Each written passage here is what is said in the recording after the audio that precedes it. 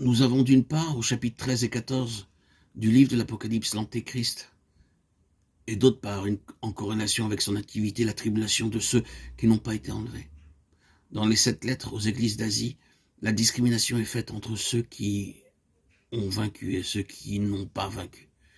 Il m'est impossible d'accepter pour ma part que les 7 lettres aux 7 églises étaient destinées à des personnes qui ne faisaient pas partie du peuple de Dieu, comme le voudraient certains commentateurs.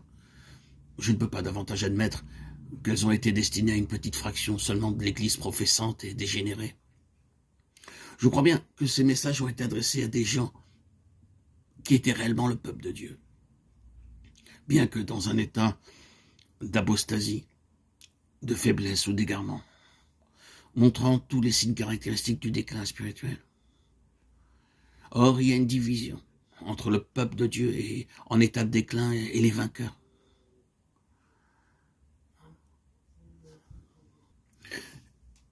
Darby, parlant de Philadelphie, dit à propos des saints de ces églises, mais ils reçurent de très précieux encouragements. Une heure de grande épreuve allait venir sur le monde entier pour éprouver tous les habitants de la terre.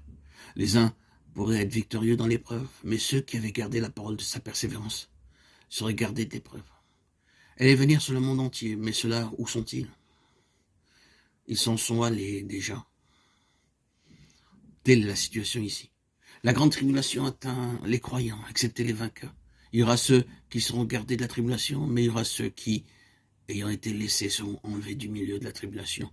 Ceux qui viennent de la grande tribulation dans laquelle ils ont lavé leurs robes qui avaient été souillées au contact du monde. Nous voyons donc ce que Dieu a en vue, ce qui est dans sa pensée. Nous voyons que le temps de la fin va être marqué par cet événement central, la constitution, derrière la scène d'un groupe spécial, d'une phalange de vainqueurs. C'est à la suite d'un intense labeur spirituel que se formera ce groupe de vainqueurs que Dieu veut mettre à part, en se réservant ce corps d'élite et en l'enlevant auprès de lui. Dieu s'apprête à réaliser son dessein initial, sa pensée originelle. Et les changements qui vont survenir et dans les cieux et sur la terre sont tous en rapport avec cet événement-là. C'est sur la base des 3 principes suivants que ce groupe sera enlevé. Ils ont vaincu à cause du sang de l'agneau. C'est là une des choses qui mérite de notre part un examen attentif, beaucoup plus attentif que ce n'a été le cas jusqu'ici, à cause du sang de l'agneau. Il y a quelque chose de fondamental, et à cause de la parole de leur témoignage. Le sang de l'agneau, c'est ce qui leur a été procuré du dehors, sans qu'ils y soient pour rien. La parole de leur témoignage représente leur contribution. Il faut que nous connaissions, avant toute autre chose, le fondement de la victoire, tel que Dieu l'a posé.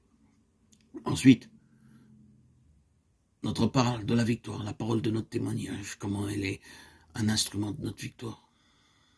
Enfin, pour ce qui est du prix à payer, le 3e facteur qui est qu'ils n'ont pas aimé leur vie, leur âme, jusqu'à craindre la mort. Telle est, à mon avis, la situation dans laquelle nous sommes maintenant. Peut-être en ce moment, n'en avons-nous que le commencement. Nous y entrons sans doute. La lutte est si intense et la pression si forte qu'il semble quelquefois qu'on ne puisse pas en supporter davantage.